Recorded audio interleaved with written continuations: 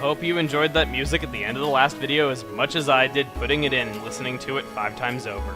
Hey everybody, it's Chugga Conroy. Welcome back to more Okamiden. In the last episode, we at long last entered the Moon Tribe ruins, got down to the 2nd floor where we discovered it burrows into the earth. And in this episode, we are going to be following these caves along. So to start out here, we got this rock in our way. Not much to say about that. We got a chest up there that we can't get quite yet, but if you use your common sense and use the map on the bottom screen to your advantage, you can quite easily see that there is indeed a path over here. I should also mention that I had the names of these dragon enemies wrong for a couple episodes now. They are not called the Red Dragon and Blue Dragon. They are simply known as the Stone Dragon and the Flow Dragon. Right here we have a blue relic, which is an artifact, or rather an antique, I should say, that is missable. You want to grab that while you still can, because that is one of the missable things here. Admittedly, the Moon Tribe ruins, even though I love the music and I love the atmosphere, because it really does feel like a fallen civilization's area. It does feel like, it feels like a fallen alien civilization, and that's exactly what the Moon Tribe is. And it has this really eerie feel to it that I think that many games can't hope to replicate. It's just, I like it a lot because of that. I think it's really, really well done, and I wish that, you know, I don't know, I guess I just don't really see, like, fallen civilization type things done in games too well, because, like, it's all post-apocalyptic world. It's not usually, like, fallen foreign civilization, I guess. It just, I don't know, I do like that a lot, and I thought it was very well done. But I will say that one thing I admittedly don't like so much about these ruins is that there is a lot of missable stuff. A lot. There is so much stuff. Like, this is probably the area that is worse with missable collectibles. The worst that, actually no, second worst. There is one area that only has, I think, 2 or 3 missable collectibles that's coming up, but it's a lot meaner with how you can miss stuff. Like, a lot meaner. You'll see what I mean when we get there, but this is, in terms of missable collectibles, this is probably my least favorite area. But in terms of just atmosphere, the puzzle design, as well as some other mechanics that we haven't yet seen that are going to be implemented, I love this area so, so, so much. And now to do the moment, now for the moment of truth to see if this thing actually does drop with Power Slash, does it? Okay, color me puzzled. In that case, I don't remember what the Black Imp spoil finishers. Obviously, you guys know on screen enough to shout in the comments at me, but how did I do badly on time? I barely got a hit. I countered everything. Here we have journal number 2. So these ruins appeared 300 years ago. Okay, that's a great journal. This is a log of our excavation project. Great journal. Entire journal says that. Whatever scientist that was, he must have just been the one who was, I don't know, maybe always the one to translate things into layman's terms. I can't really say anything else, but over here, we can jump up. And oddly, this little area doesn't seem to have a purpose. You can jump up there, but it doesn't really seem to do much of anything. I mean, I guess it's nice that there's platforming, but without a purpose, it kind of is, well, without a purpose, it's kind of without a purpose, so not really much else I can say there. We got another area, we got a small curse stone that we can bloom, which actually makes sense for it to be here. Take note, Capcom, placement of curse stones that makes sense. And we have another cave down here that we can take care of a flow dragon. Then, of course, we can circle around that. And my cat is outside crying for me to let him in, but I'm not going to because he's going to get on my lap and be all, like, all over and, like, start licking my shirt and stuff like that while I'm recording, and I kind of can't have that, I'm sorry. I'll pay plenty of attention to him later, don't worry. I love my cats. Structure is made of unknown material. These guys are the worst scientists ever. This journal is a log of our adventure. Nothing else is written. That's the end of the log. We don't know what this place is made out of. Whoever wrote the second journal is the only competent scientist here. I don't know. I know that part of science is finding solution to problems and that it's not always having the answers, but come on. This is a log of our journey. Nothing else written. Whoa, someone was doing research here. I bet this is where the bug found those blueprints. Pretty amazing he made it this far. You know, because he's so small. Well, he could just fit between the cracks. To use the pen. No good, I can't make it out. So these screens are broken. Dude, this is like some control machine or something. We should fix it up. We should fix up that gaping hole to try to get it working. Okay, you know what to do, boy.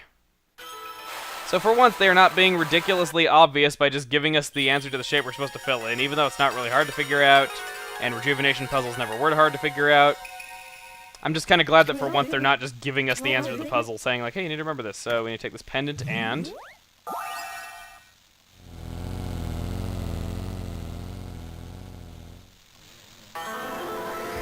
that opens the gate to the next area. Now we could go there, but I think we want to head over this way because you can see on the bottom screen there is a bit of a dead end at the end of this path, and I want to see what's there. Eastern signboard. This area is pretty well protected for a bunch of ruins. You know what, Eastern? This is what I think of you and your crummy signboard. Give me my ink. There you go. So, apparently he is terrible at giving hints as well, just like how... I don't know what's worse, Isun in giving us hints, or the scientists in actually knowing crap. Knowing crap, I don't know. So, right over here, we have yet another required battle. They said they are laying it... Oh my god, 2 thunder! No! Not 2 thunder. Okay, you know what? Screw it. I do not want to be bothered with this. I'm using my holy arrows. I'm not using my holy arrows. Thank God I have a bear. Item can't be used! Are you kidding me? Okay, use it now. Okay. Are you being serious right now? Are you... Oh my god. Are you kidding me? I wasted 2 offensive items. Those don't come cheap. I got I didn't use my exorcism L at the very least, but now I'm paralyzed. Oh my god! Oh god, I have found a new least favorite enemy. Oh, have I found a new least favorite enemy. Can I get rid of you? Can I power slash a cloud, please? No? Okay.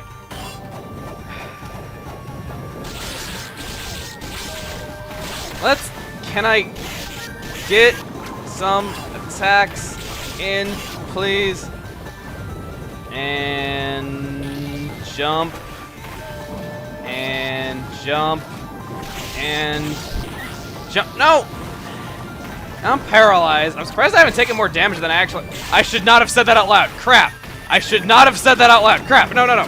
No, no. Come back here! Oh my god! I hate... Okay. For those of you that disagree with me about the rosary sucking in Okamiden, maybe I just suck.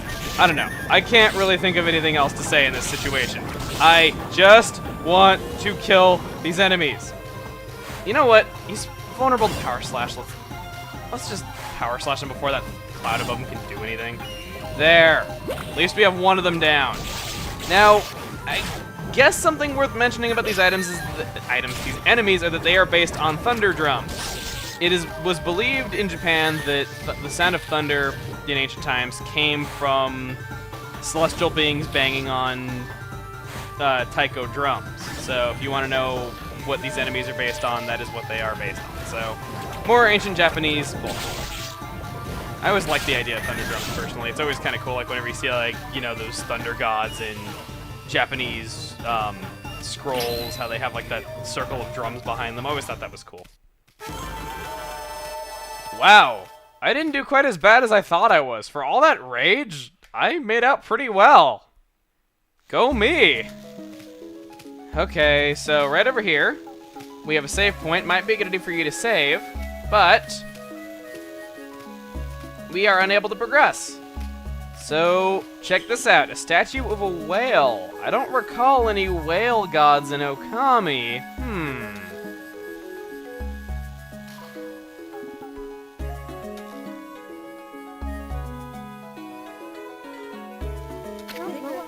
Any idea what the statue is, boy?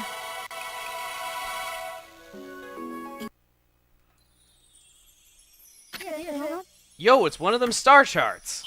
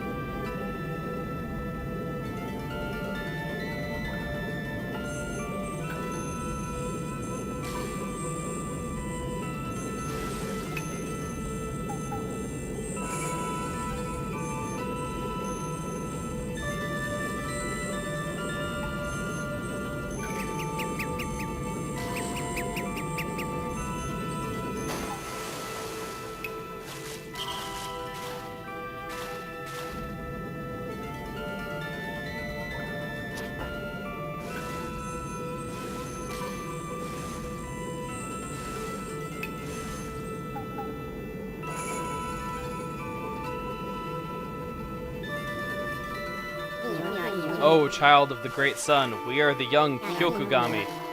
We are the brothers too, ready to serve you. We are the spirits of the brush from ancient times. And we served your ancestors with our rhymes. Long have we been trapped in this ark, with no one to guide us in the dark. You can move steel if you access two polar fields. And to you, we give the power of magnetism to wield.